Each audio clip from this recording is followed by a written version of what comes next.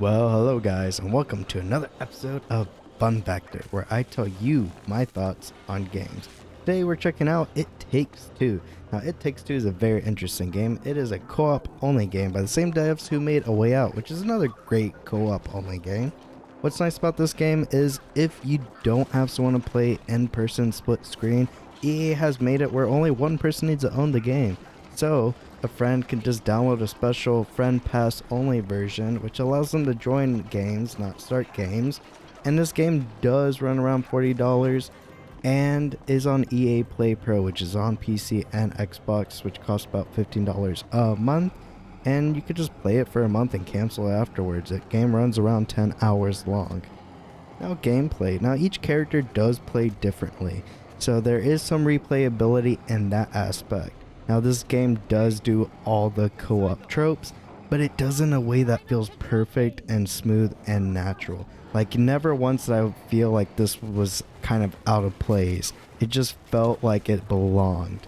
Gameplay is always changing. One moment you're doing platforming, another moment you're going down a river or flying a plane. It keeps changing and throwing curveballs, bosses and stuff like that. This game's not a very hard game, so if you're looking for a hard game or like really complicated puzzles such as Portal, this isn't really what you're probably gonna like. But it's good enough to keep at least me entertained, but I never once felt like it was hard, or did I ever really get bored with gameplay still.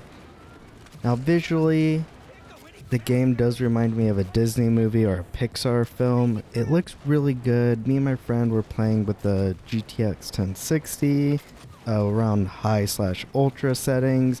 I was getting about 50 to 60 FPS in 1440p. He was getting a solid 60 at 1080p. The sound effects aren't super special, but it does the job well enough to make me still be immersed and that I'm in a kid's sort of movie, which is what the game's trying to do. And the story is nothing super special. It's been done before in many kids movies, but playing it does amplify the story and make it more in depth. And the book character is a character that keeps popping in and out throughout the story. I can see him being annoying to some people, or some people really loving him. I personally found him pretty funny, but again, you could maybe hate this guy's kind of humor. Overall, this game is one of the best co-op experiences I've played. I thought A Way Out was a really fun game, but A Way Out does focus more on the story and telling a really good story, and gameplay second. This game does the opposite. This game focuses on the gameplay first and the story second. Now, the story is still pretty decent, don't get me wrong, but A Way Out did have a better story in my opinion, and I really think this game, It Takes Two, is really still worth playing. Considering your friend doesn't have to buy the game, you can split the price with them, or if you've got the Xbox and PC, you can get the EA Play Pro for 15 bucks and still play with your friend that way.